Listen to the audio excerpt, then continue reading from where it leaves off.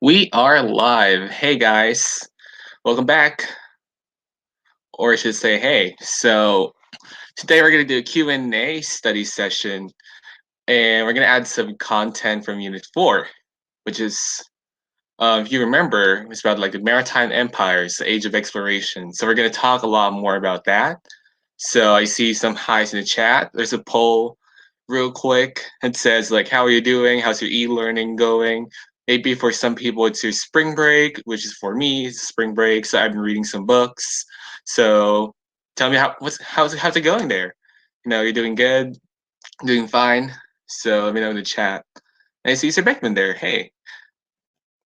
So we're doing like a kind of like a twist. Like in the next few weeks, we're gonna do like some Q&A sessions, some Cram and some Cram sessions. So if you have a Cram pass for Viable, which I don't think they've already sold out. They've already sold out. So Mr. Beckman here is gonna host all the Cram streams, like the um, study sessions for world history. So check it out as well in the AP World page or the Viable page.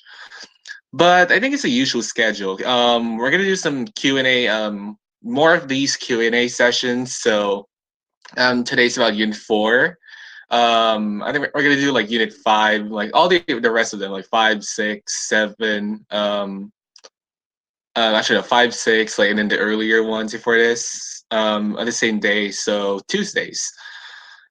But that's a weekly stream calendar for your reference. So usually world history is for Thursdays. Then they're free. Replays are downloadable too. So check it out. Quick plug, Think Fileable, once again, memes, just updates on Fileable in general, and a YouTube channel, some occasional posts about content. How do you find the Crown World sessions we have passed? I'll try to send a link. I'll try to send a link real quick later on the Cram Pass, but it should be in the Fileable page. So yeah, in the main AP World page now. All right. In this stream, also by the way, if you have any questions, just like if you just want to get it answered, like quick, like priority, like just click the Ask a Question tab on it should be on the bottom of your page. Is there such a thing as pre-cram passes? Yes, I think last time I checked, they sent out an email that they're giving financial aid, but it's a first come first serve. Um, First come first serve basis. So if you want like to be considered for like financial aid, you want to get there fast. So yeah, there's a lot of kids too. So yeah, in this stream, we're gonna talk about content. We're gonna get a quick refresher of Unit 4. Like it's been a while. I know it's been months. You probably talked about this either at the beginning of this semester or last semester, which is a while. So we want to do a refresher in that. And then we're going to do some FRQ practice. So we all know that College Board is going to do an online 45-minute, just purely FRQs. So MCQs are like out of the question. Unfortunately, I love MCQs. So we're going to do some practice on that. We're going to just go over what to do, how to answer those. Yeah, usually it's a bummer, but think of it this way.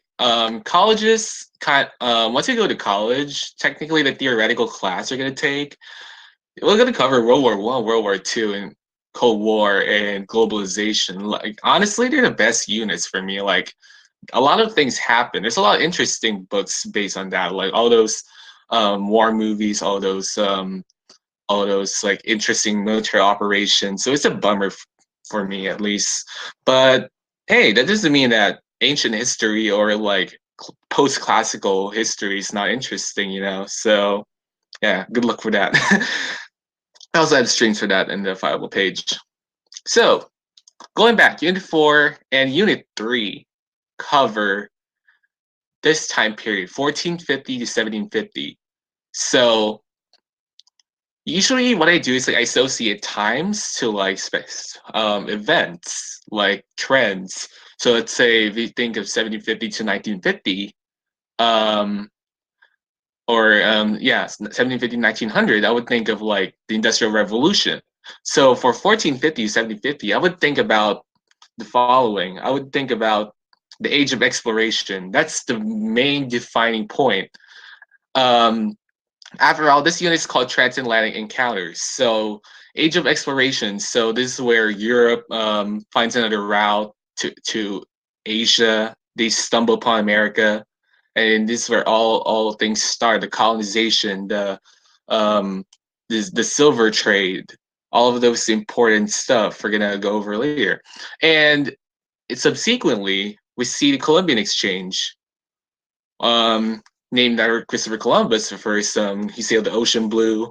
He discovered America, and then he brought all these diseases, but he brought all the crops too. All these new crops, all these livestock animals.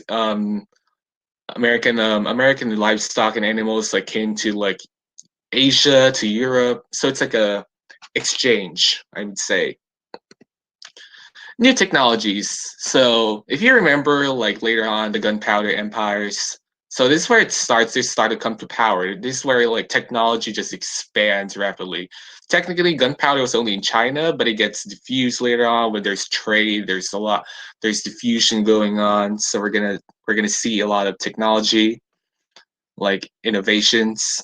And once again, global expansion trade. Now there's more bases to cover. So ergo, there's more trade.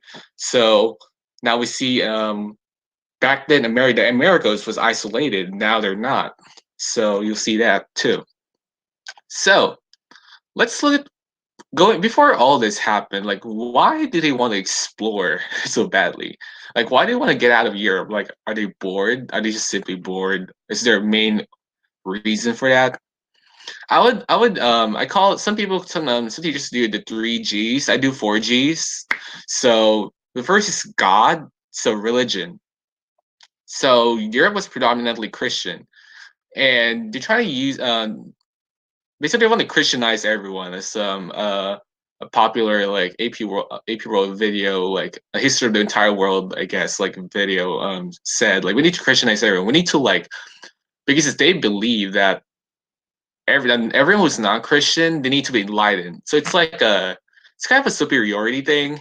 It's not like the white man's burden. I mean, kind of, but um, before that, so they want to enlighten everyone, so that it means that they're using religion as a means to justify like their exploration.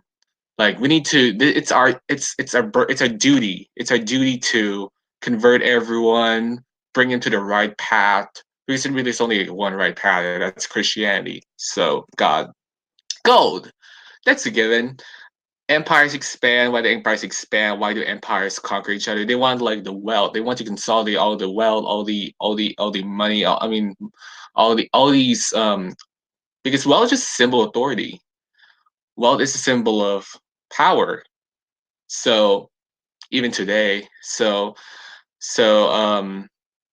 yeah. So this is where we see the rise of mercantilism, where money's based on trade, based on colonies, the number of colonies you have. It's based on your gold and silver um you have in your empire or your overseas empire.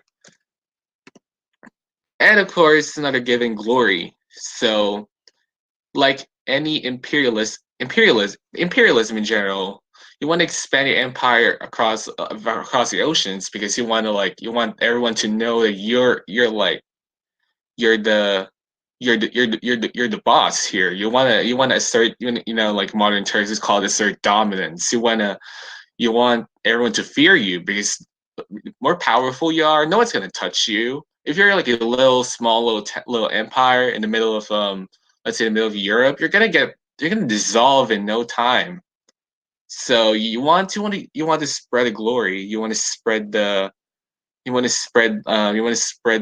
expand the empire. Now this is like some teachers, what they don't usually use this, but I mean some do, but gateway.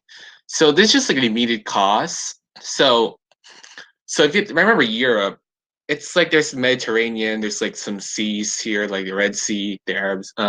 So so the easiest way to Asia is obviously go east, right? Go down like the Middle East, and go to Indian Ocean. but it's dominated by Italians and the Ottoman Empire, which was on the rise back then. So usually when someone dominates, like, or someone's controlling a passageway, usually like it's like a tall fee, like you have to pay every time. And the Italians are having the time of their lives. It's getting they're getting like it's kind of overpriced too. So they kind of like take advantage, like, oh man, I like this. Easy money. And France, England, Great Britain, Portugal, Spain, they're tired of it. They were like, "Why are we doing this? Let's find another route. Let's find some explorers. Let's do this. The world is a vast place, and we can go around Africa." That's what Portugal did. Um, let's find another route to Asia. So the Europeans wanted the gateway to the Ottoman conquest of Constantinople did not stop trade. It just continued trade. It just happened that trade is now more expensive because now they had to allot more of their expenses to taxes or fees just to travel, and they're done of it. So Venetians made bank. So yeah, let's find a new trade route. Now, this is where we see new technological innovations. So let's say there's an SAQ on um, either technology in general, like how it continued, how it changed, or in this time period. These are good examples. So, but they didn't just invent it just because. They invented because there's a huge demand to explore, and basically it's a race. You know, it's not like Spain and Portugal are not buddies. France and Great Britain are not buddies for sure. If you took European history too, or if you're interested, like they're not buddy buddy. They're racing. It's against time. So they need like inventions. There's like a huge demand for inventions. We need this. We need to get through like let's we need like long distance travel like equipment. So, we see all these innovations like the Astrolab, which like if you watch Moana, it's something like that, but more advanced. So you look at the stars, and it's like navigation. We see the Latin sail, um, which is a huge step up in compared to like normal sailboats, where you're just like hanging out there, just letting the wind take you away. And a compass, of course, is still used today in a much lesser extent. So once again, the demand to explore, it's a race. We need the equipment necessary to explore to find this best trade route. So we need to get ahead. We need to start exploring before they do. So it's a race. Now, going back, so I mentioned Portugal traveled across Africa, so he went down like this South Africa. Oh, the race is between, just think of like European. Just you can just name any two powers, but if you remember, if you think if in Americas, it's only the predominant Europeans there, the Spanish, and to a large extent the Portuguese, which is why Brazil speaks Portuguese today. But you can also you can also say Great Britain. We'll see 13 colonies, America. Um, eventually get India later too. Spain, Portugal, France, the Dutch too. Yes, the Dutch, the Netherlands today. Um, yes, we have like five options to choose from. Yeah, Hannah, hope that helped. So going back, Columbus sailed the ocean blue. You know that song. Brandon Humili's Spanish Armada. Hmm. See, you know. Um, so he sailed the ocean blue. He's the number one explorer I want to focus on because he had the most impact in Americas. So remember, the Americas was isolated back then until he came. Technically, there were like explorers before him, but he was the one that actually like made the big hit, like made this main discovery of Hispaniola, which is the Caribbean, which is part of the Caribbean. And this is where starts coming down to like the Columbian Exchange. But first, it was really harmless, where it's like, hey, I want to trade with you. Is this India? Because once again, Asia. They didn't know. Oh, it's America. No, they were thinking it's India. So unfortunately, he didn't know that Native American populations are not immune to disease. So if you're not exposed to it before, so needless to say, while the Europeans had all the immunity because they already had it, they live in farm. I mean, they kind of live with your pet animals like horses. They live with like they would just play around with their pets. So they already had those like, diseases from animals or from local species, I don't know, insects or climate. So smallpox, measles. So Native American populations were decimated by disease. They were just wiped out. Like 90% of populations, Native American populations were at the time, like the local regions in Americas were decimated by disease. So he tried to. At first, he was like, "Oh, it's a big hit." So you see this land good for agriculture, like we can cultivate some crops and then we can trade them. Look at these native crops. We can trade them. We can export them to everyone else who doesn't have the access to this. So well, if you want to have some like crop fields, some plantations, what do you need? First of all, you need people. You need workers. So they did try to employ, or I would say coerce, some Native Americans, but it didn't work. Why? Because they're mostly gone, or or yeah, they're gone. Like they're once again, possibly disease and like communication issues. It's hard to get language barriers, communication barriers. It's hard to like order them to do something.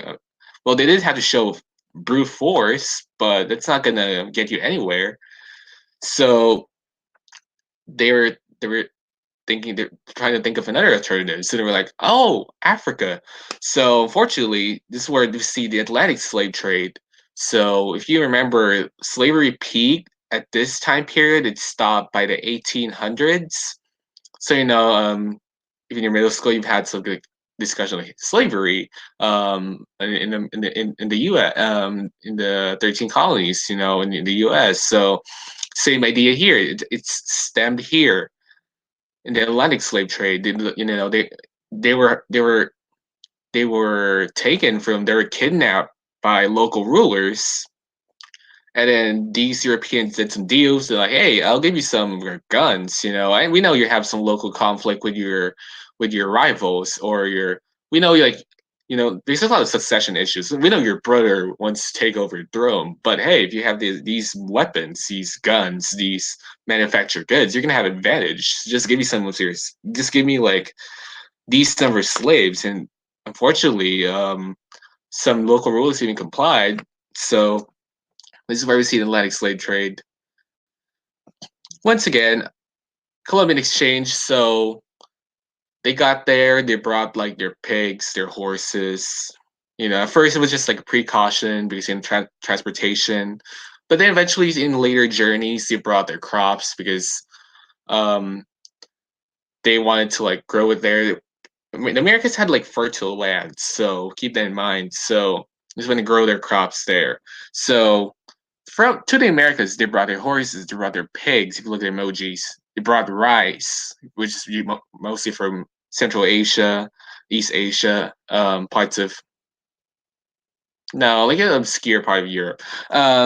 Corn, actually, it's not corn. Yeah, it's a grape, fruits, and once again, slaves and disease. But what we got back from the Columbian Exchange is okay. No, that's corn. Okay, corn. We get potato. We get tomato. We got the avocado. All these new food stuff, which increased, which actually led to increase in this is a benefit. It's chocolate. Oh yeah, cow. Cocoa. It brought like it increased the global population. You're like, how? So there's more variety of what they eat. So like the nutritional baseline. It's not like there's like there's more variety now. So the diet like your diet is somewhat more diversified. Like if you remember, if you go back to like your nutrition class or whatever, you just like the vitamin A, vitamin B, like all these vitamins and minerals. So now these fruits, these new food, it just help like give it more variety than what they normally eat.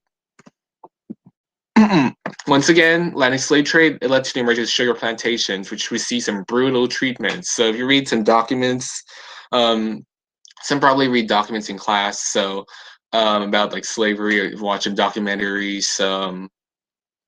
It's just heartbreaking, man. So, but they show like a really powerful message.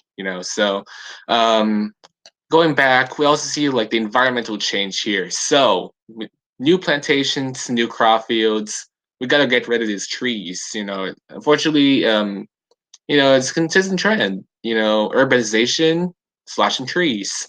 We need more cities. We need more space. Yeah, slashing trees. So it's a continuity. You can argue even if they're asking for environmental changes, continuities and changes throughout the centuries.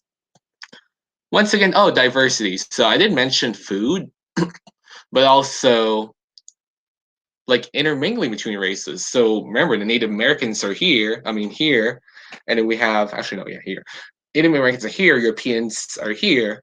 So when they brought people there, we see some offspring by either native by mixed Native Americans and Europeans, which is the mestizos, and then the mulattoes are the Native Americans. No, the African American slaves and the Europeans. Or there's even I forgot the term, but even between Native Americans and African American slaves. So we see some diversity here. We see some increasing. It's not just within races. They kind of intermingle. Now, this is like a checklist, like a checklist for Europe, like how do you dominate the world, sort of. So this is what they did actually. So regardless of the Americas or in Asia, but this is most in Asia though. They established trading post cities. So if you remember the Indian Ocean Trade Network, it's like a spread out. It's like there's West Africa here, there's like India here, there's kind of the Middle East here. We see it's like a Southeast Asia, just like a cluster of islands and archipelagos.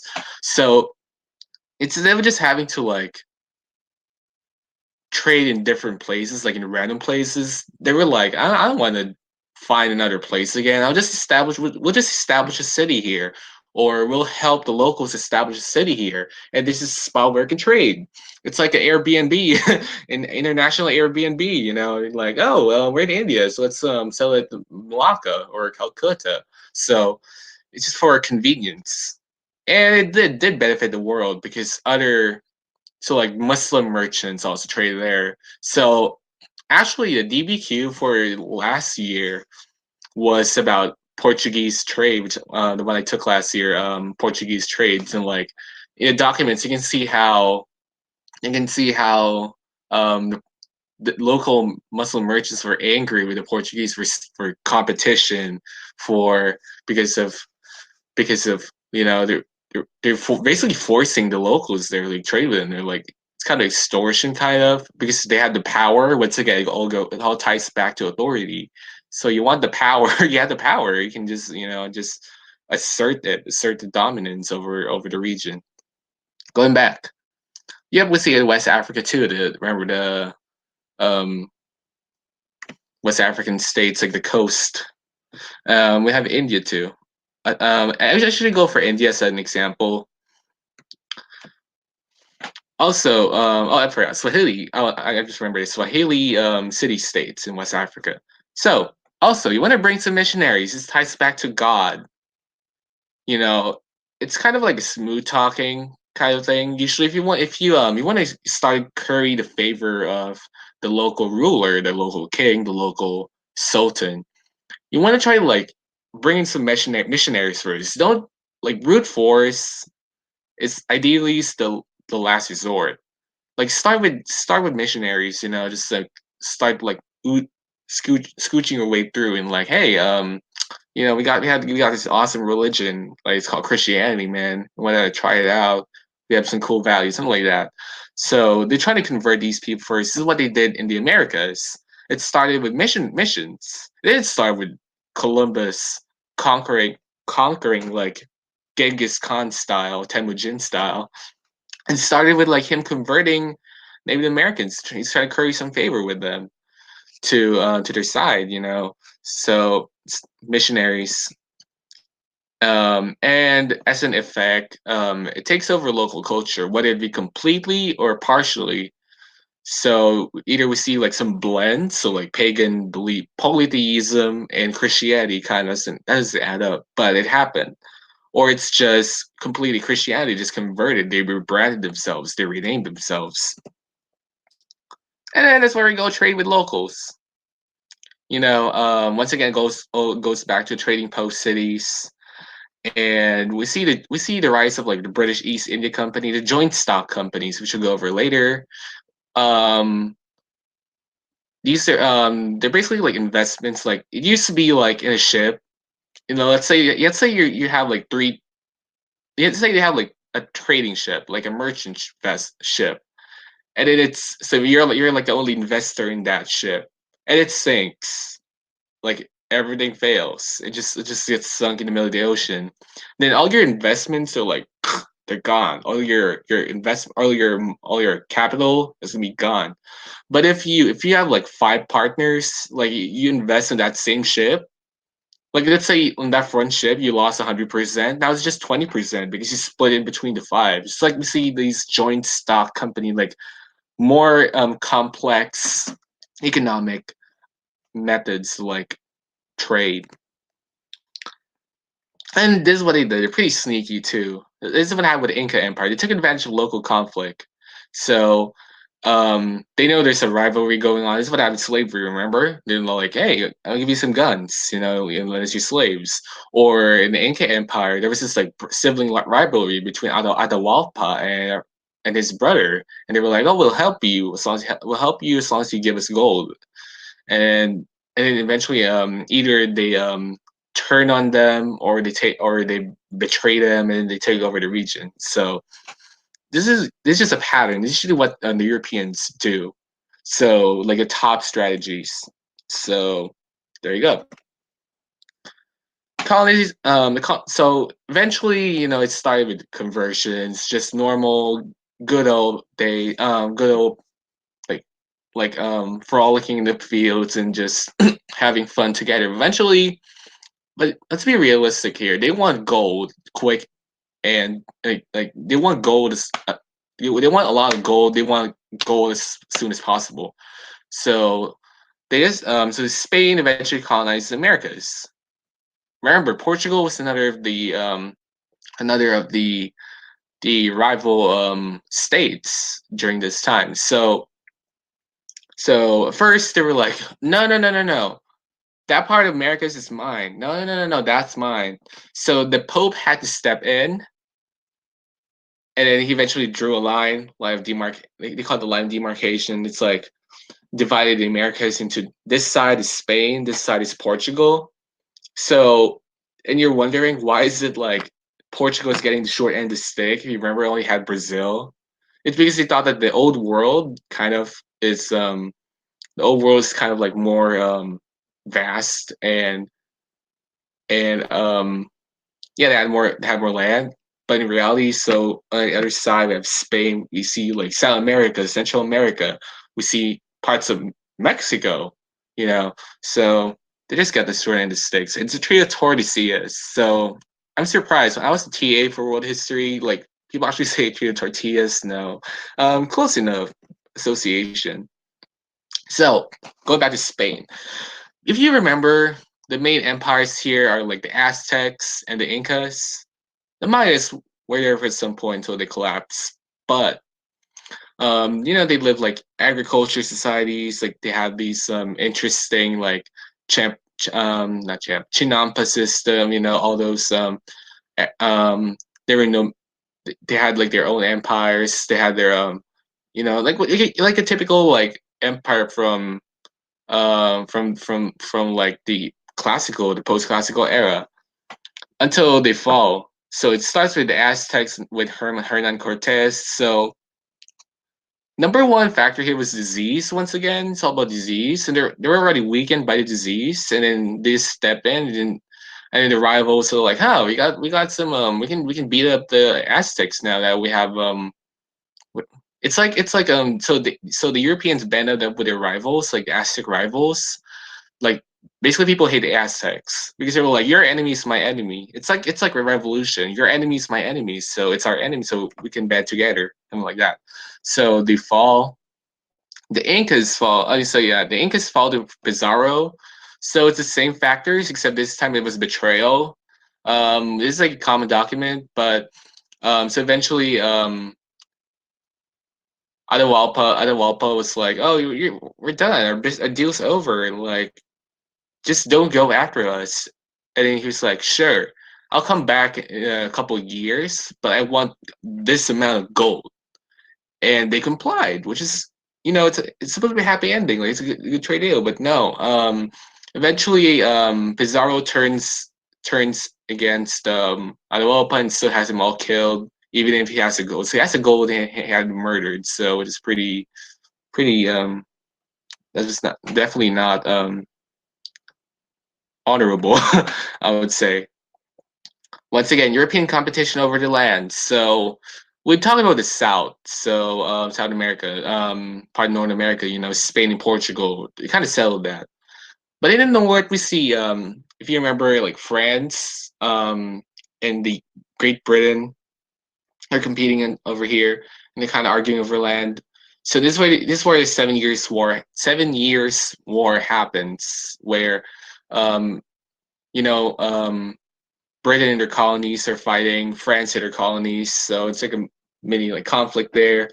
So we see that too. So the key takeaway here is that this colonization process is not that rainbows and unicorns. It wasn't that at all. So once going back to the plantation, to the fields, so they established like new systems of labor. One first is the Encomienda System. It's like feudalism. If you remember feudalism, it's like in Japan or in Europe, I think. The feudalism is like someone from a higher, remember the social triangle, someone from a higher end of the triangle, like the nobles, give land to the people, like the lower, I don't want to say lower class, but in the lower level, and in exchange for labor, it's the same thing. The natives harvest cash crops like all these like tobacco, sugar. They harvest these in exchange of shelter, and you're gonna wonder, but they live there. Yeah, but remember, Europeans took over, and they're kind of displaced from it. They had no choice. They had the weapons. We don't. So they had to it's kind of bargaining, like for their protection and shelter. You got to work for us for this couple of years. We also see the meta system. Remember, silver trade, gold trade. So once again, the Americas has a lot of resources. So so for example, mines. So remember, think of like your Minecraft. Like where do you get gold, silver mines? They're not like out in the open, like, that's gold. No, they had to like dig for it. They had to search from it within the mountains. So like in the Potosi and the Zacatecas, um, we see harsh labor for the natives again, and there's long hours. So it's like an Encomienda system with extra steps. This time it's at mines, and it's for the silver trade. So we're gonna talk about mercantilism later on, but it's all about money, gold, silver. No, money, wealth. It's about gold, silver, colonies. So Spanish were like, we need that for sure. And once again, we see the slave trade, where it's the horrible Middle Passage, and which led to gender imbalance and some other losses too. There we go, mercantilism. So it sounds like a challenging term, but look at the key word. That's what I always say. Look at the key word, mercant. What does it sound like? merchant, so trade. So like the key principles here is export what you send, like products you send out is better than what you bring in. Because you don't want like to get hoard all of these. It's like TP, toilet paper. You wanna if you're like running a business, you wanna sell as much toilet paper as you can. You don't want to bring in as many toilet paper as you have. You end up with like a huge surplus and it's just useless. Like and you have to stop your TP business because you're full, your hands are full. So you want to give more than take. Give more, take less. Once again, gold and silver, more colonies is better. So this is where you see the joint stock companies, which I went over earlier. So split the risk among investors. So like instead of like separately investing on these ships, why don't we all just invest on like these ships together? So more businesses can survive because remember, like the foundation of capitalism. So this you need like a lot of business. You don't want a monopoly. So basically, I mean, sure, it sounds good at first, but no, there's no variety. They can just charge as high as they want. So you want more businesses. We see the British East India Company and another rival in the we see the Dutch East India Company in like Indonesia, like Southeast Asia more, and parts of Africa. So, and I just realized, I'm not realized, but it took me a while to realize this when I was in your year like AP World. But like, why is it called East India? Like it's like a hint because remember East Indies. They were thinking that I mean Americas was India was Asia. So they established these companies specifically for that purpose. But eventually they grew out of that role. But just a little Easter egg. Also, when the Spanish, like you remember, they had control all the mines, all these silver. Well, sucks because that silver caused inflation worldwide because um economics, you can't have like you can't have the same like you can have the same like value of money with this country can just like um let's say you're buying like I don't know, you're buying a drink for a dollar. Let's say you're going to Dollar Tree or a dollar store and you're like buying this thing for a dollar when they have like 10 million's worth. So stores are gonna have like bankrupt in like no time. So you gotta raise the value to um deal with that. Effects. So this is AP world skills. So keep these in mind. Africa was greatly weakened. Why? Slave trade, local conflicts intensified. Remember, these uh, these some local rulers now have like guns and weapons to like consolidate their rule over Africa, and then within the rivalries within the tribe, there's also rivalries among tribes. So it's a lot. It's really messed up. So so you see Africa has a lot of divisions. It used to be a lot more until Europeans colonized it later on, and then after colonizing, they left decolonization, and then they're trying to like reform their natural boundaries, kind of. But it's still there's still like a lot of conflicts. Low economic production. Once again, less people. You're gone. Gender imbalance. So slaves are mostly male. I'm not saying there were like no female slaves, but they focus more on males in terms of work, like labor potential, because they're the heavy hitters. They're the heavy they carry stuff. They carry they work on they construct stuff and all these work, and there was not a lot of opportunities for women, which is good because it's slavery. Which was good because it was slavery. It was still messed up. But increasing population, however, remember Columbian Exchange. So you're wondering, like, what? I thought there's less people though in Africa. Why is there increased population still? Remember, it's not just about like it's not like slaves comprise like 100% of the population. So once again, diversified diet. So it increased like look at nutrition, like it made it better. Like to get more vitamins and minerals. So therefore, they're healthier, and when they're healthy, you can produce more offspring. So population increase. Once again, Columbian Exchange disease. Native Americans were killed, and they were replaced with either just a religion, Christian, or Spanish slash Portuguese customs, because one, they were interested, kind of. So yeah, so they just gave away like one time, I think it was Columbus or another explorer. He just gave away like stuff. He just gave like interesting, like basically like trinkets, like many trinkets we have here. Like, imagine, and they give them to the Native Americans. They were like, "Oh, look at these stuff," and they were like, "Oh, wow, wow, wow, that should be worth a lot when it's worth like a penny." Let's say like I give like this sharpener, a pencil sharpener, and they're like, "Oh my gosh, I haven't seen this before. This is interesting." And he was like, "I want your crop. I want your crops for this." And you realize, as an outsider, you're like, "That's not a fair trade." But for them, it's like, "Wow, it's the best thing in the world." So you also see a new social hierarchy here, peninsulares, which are like Europeans. Creoles are the Europeans born in the Americas. Mestizos and mulattoes are the hybrids, and we have the slaves. Syncretism. This is like the ones I briefly mentioned this earlier. This is the blending of religions. So we see like indigenous religions, native religions, blending with like polytheism, blending with Christianity. So we see some interesting blends here. So I gave you some examples. So we have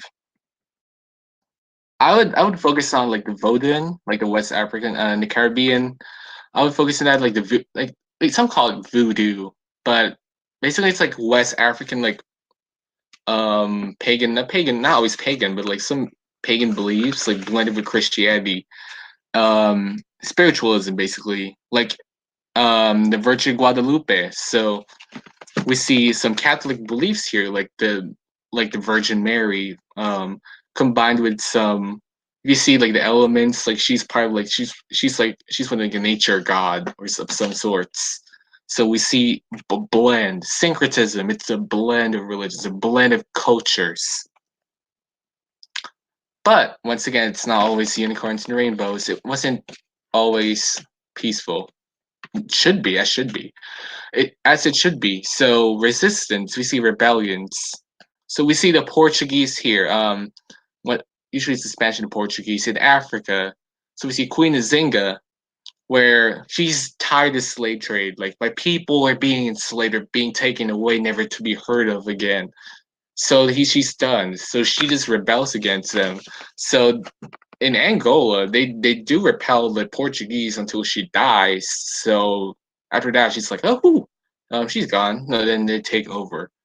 So you also see a pattern here where all of the rebels, like they lose, but once again because of the technological advantage held by the Europeans or whoever's ruling. So just like a segue here, we had Serbs versus Russians. Russians, the government.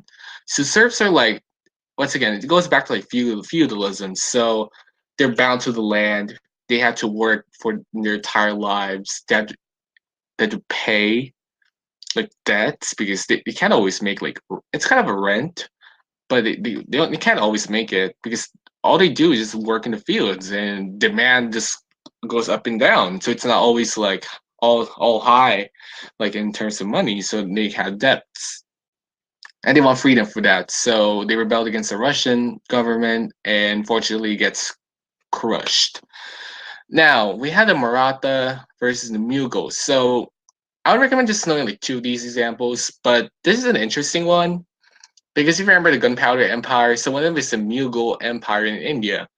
And India, if you know, it's a majority predominantly Hindu state. And these Mughals are there. They're ruling. They're Muslims. They're ruling. It's a feat. It's interesting even. So and and these Hindus are not happy. They're like, technically, if they're ruling, and we're the minorities now, and they're insecure. Usually, when you're a minority group, do you think that your interests will be like represented fairly in, let's say today, Congress or in like in whatever institution there is? No. So they just rebel them. They just kick them out. So that's where you see the Mughal rebellion, like the Maratha rebellion. Also in New Mexico today, there's the Pueblos, and it's versus Spanish. And this is more of like a general like anti-colonialism, colonialism. They're done. Like they're exploiting us. It goes back to the Portuguese. They're exploiting us. This is not fair. We're getting kicked out of our homes. That's not good. So this is where the Pueblos rebel. And once again, all of these instances, usually it's the rebel group that's losing because technology and influence. So the strength in numbers and technology plays a huge role here. And Jamaican slaves versus slave owners, once again, over exploitation. So it's a common trend, especially in slavery. Now we see different treatment here in social hierarchies. This is more of like a broad. I'm just going over trends here. So in the Ottoman Empire. So yeah, I know you're talking about like wait, is it? I'm talking about maritime empires, like overseas empires. Yes, but remember, land empires still continued, and yes, that is Unit 3, but there's still like once again a continuity in this time period. So the Ottomans taxed the non-Muslims. So usually, if you're let's say you're in a Muslim state and you're Christian, in the old times you would get killed. Now some empires are willing to make exceptions; they're tolerant. So they were like, okay, you can establish your own community, small community inside our empire as long as you give us a handy dandy fee of however how much that is. And to as an interesting difference, an interesting like unique exception, because if you remember, anti-Semitism has been here for a long time, ever since like Jesus Christ's time or the Black Death. The Jews were blamed for the plague. With the Holocaust, we see Jews being purged.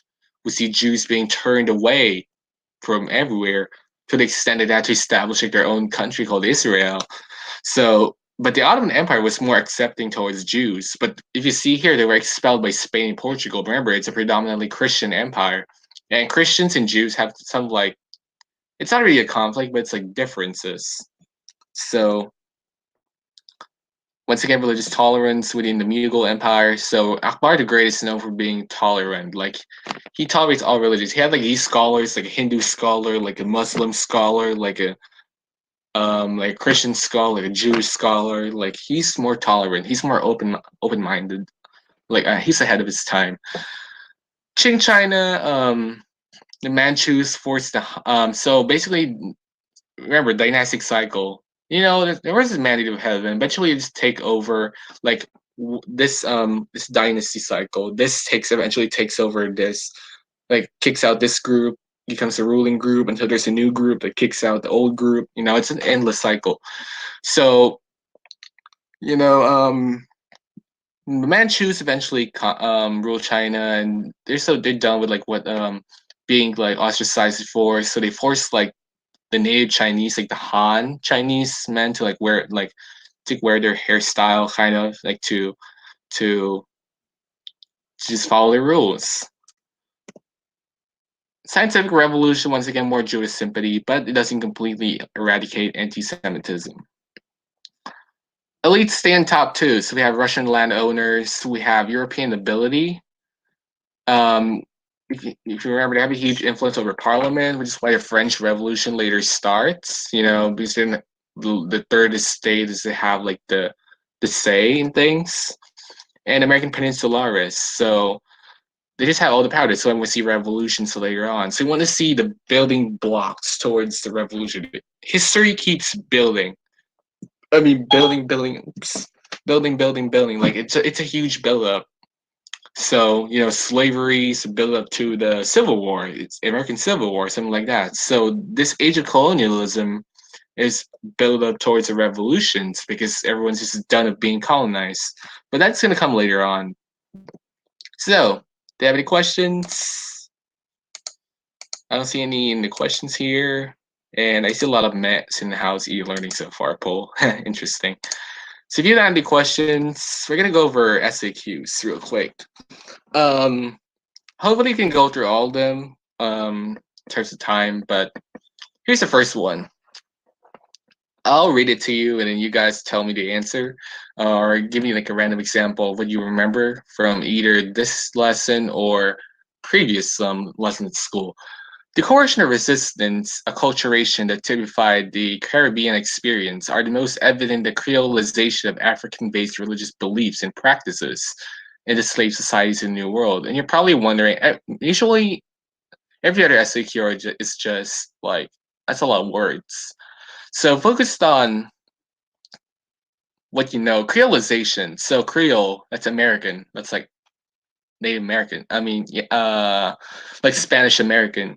African-based religious beliefs and practices in the slave societies. That's like, the app. So you see like a mingling here. So you see like the New World. Okay, we see okay, African slaves are here. Okay, and you see the creolization. So we see like Spanish American. So you kind of think of like a mingling here. So African religions merge, there you go, keyword, in a dynamic process with European Christian and Amerindian beliefs. So Amerindian, American Indian, to shape syncretic theologies to provide alternative ways of looking at the world in a certain kind of way. So you're seeing here, like, once again, they already gave it away, but syncretism, so a blend of cultures. So describe one way. So like I'm just going over the questions. Describe one way that the creolization of African-based religious beliefs is an example of religious syncretism. So if you remember, describe. So there's an ACE strategy. The ACE strategy, ACE. So if you're saying identify, just put your answer like the A. If you ask to describe, it's just the answer, and the C, which is cite an example.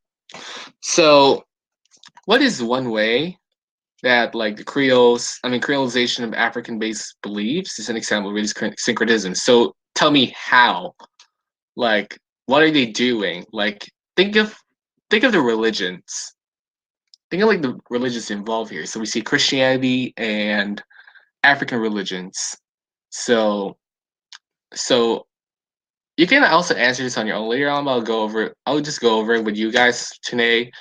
So once I share the slides. So you can say that think of African beliefs. So like paganism, like animism, and then you can say Christianity. So you can say that once again. Remember the Virgin of Guadalupe, where you see like the Virgin Mary, but if you know her like holding like a baby Jesus, it's like Native American in ethnicity. So you can see a blend there. Like you see like whoa, that's different from regular Christianity. So you can say that. You can say that, or actually, that was for the second one. So Christianity in Latin America and the Caribbean demonstrated syncretism for African beliefs. So I would name, actually, you can say that for Africans too, because there's a kingdom, Christian kingdom, Ethiopia. But I would say, let's say, I'm thinking of like the modern counterpart of like like West Africa. They were more Muslim, so you can say that they established mosques, even even in because it doesn't have to be in Latin America. It could be in Africa because remember the Europeans led triangle trade where they interacted with Africans too. So they established mosques. It's a continuity of religion, missionaries, missions. So we see a continuity there, and they established more mosques in West Africa, and um, and there's like a blend with African beliefs with like not necessarily paganism, but like it's not like Islam in Africa is the complete same completely similar to Islam in the Middle East. So we see like some regional differences there. Maybe they have like these different prayers too.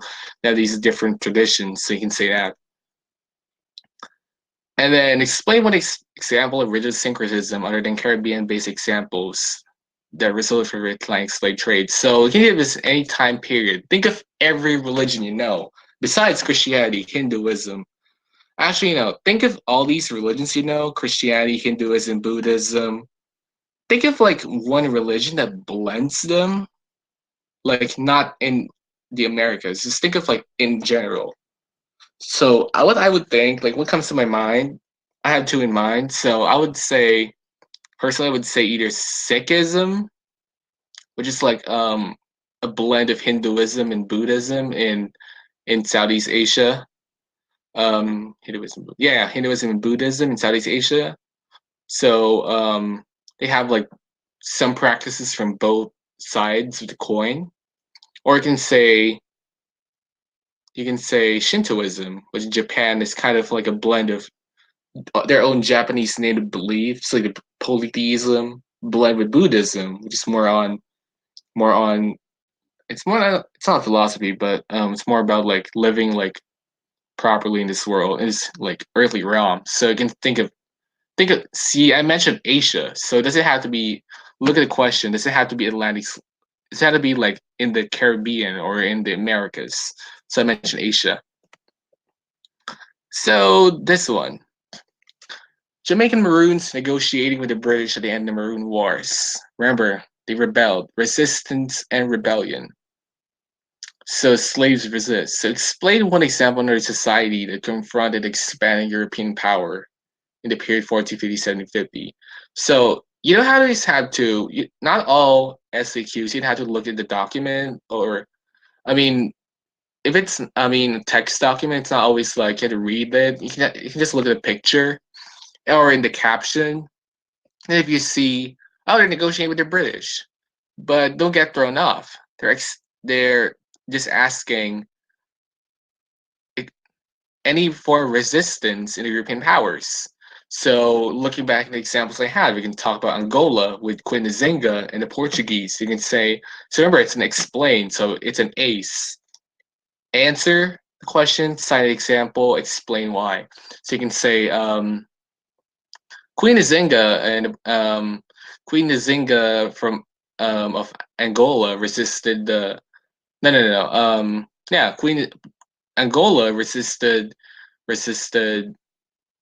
colonial talk about the Aztecs. Yeah, sure. So after that, so Queen Nzinga like resisted the Portuguese, and then you can cite example like how she resisted through she um she called for people to fight against the Portuguese, and you say explain it. This showed that the Angolans despised the colonization of the Portuguese of Angola. So that was not a good example, but you can expand on that on your own. It's coming up from the fly. So just explain, just be more like 3 to 4 sentences would work.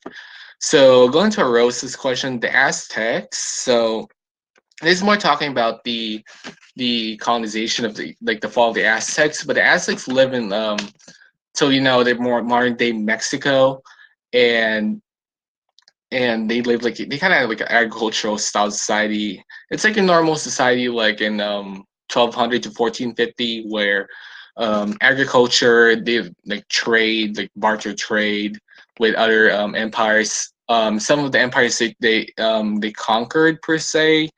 They're not really conquered, but they were like, we'll leave you alone as long as you pay us tribute. So it reminds you of the Mongols, and it eventually falls under Spain with Hernan Cortes, if you remember, because the Aztecs were first wiped out by disease, and they were wiped out by this just the technology, like the rivals, like the numbers, like the Europeans. There were few, sure, but they banded up with everyone who hated the Aztecs. So it's strength in numbers and technology that wiping out. So hope that helps. Like in a quick overview, like in a nutshell. Now I'll go over this. Um, it's like an LQ prompt, but you want to evaluate the extent to. So, and this is like a typical wording of the LQ prompt. So evaluate the extent to which the global economy transformed labor systems in the Americas in the period 40, 50, 70, 50. So remember, College Board has a 45-minute FRQ. So we're assuming it's either one of the essays or the SAQ. So a 3-part SAQ. So when I look at the prompt, that's a lot of words, right? I would just start annotating. I would highlight. So transform. When you transform something, does it stay the same or it continues? I mean, does it stay the same or it changes? It changes, right? So that means you're changing something.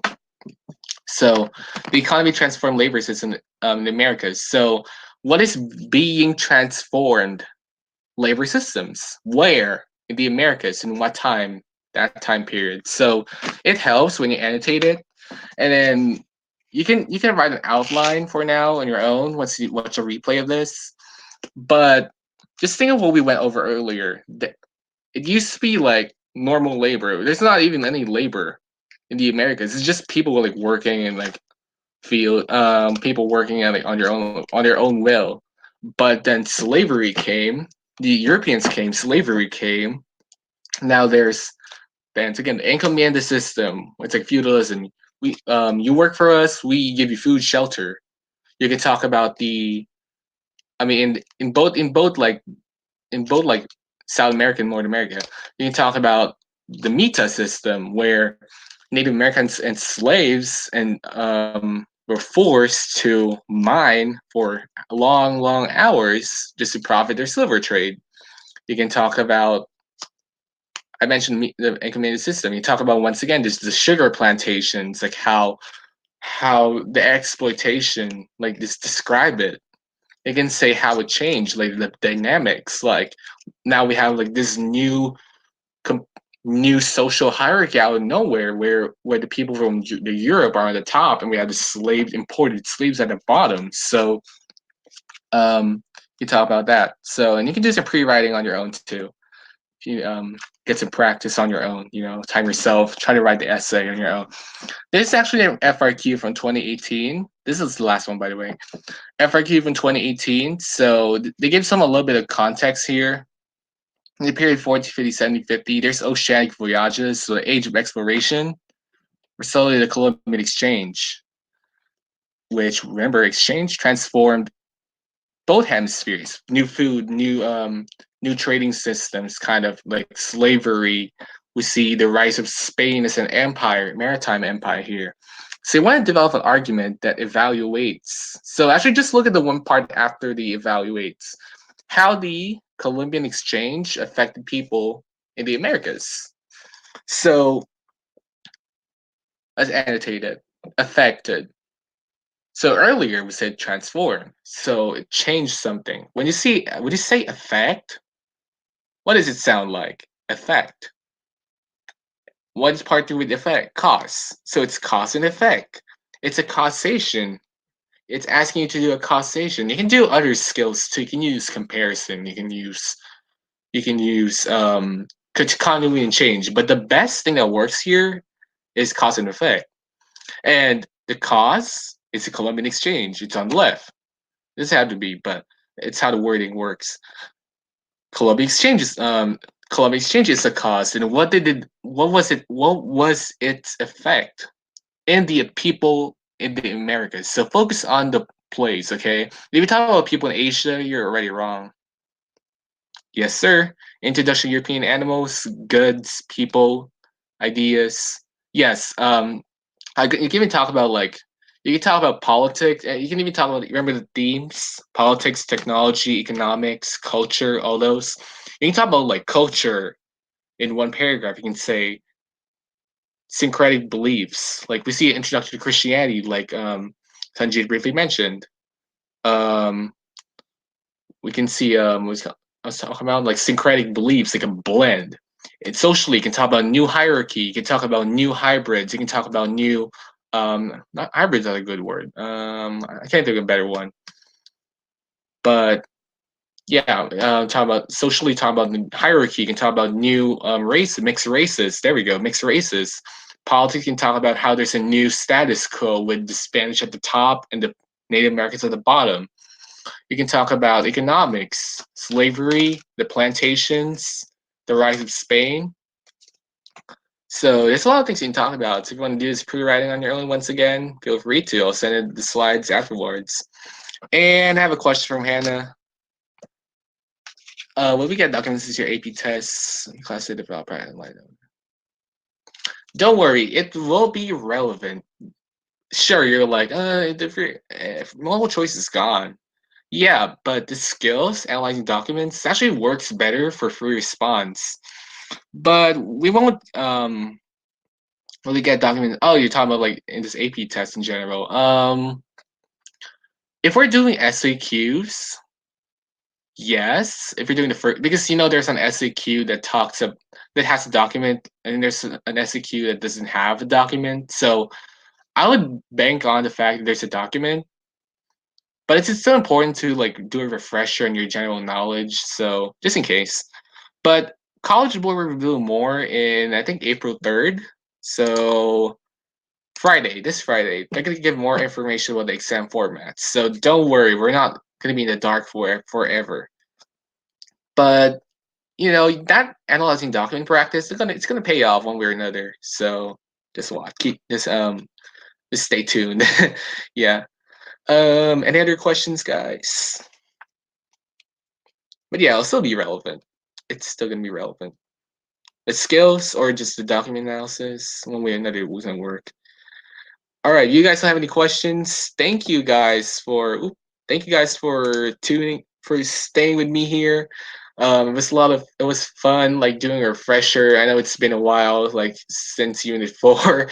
I think you guys said like Unit 7 now or 8. Hope for still continuing the curriculum. But thank you guys for tuning in. There's gonna be one 2 days from now. I think it's technology or something, but it's by Mr. Zucker.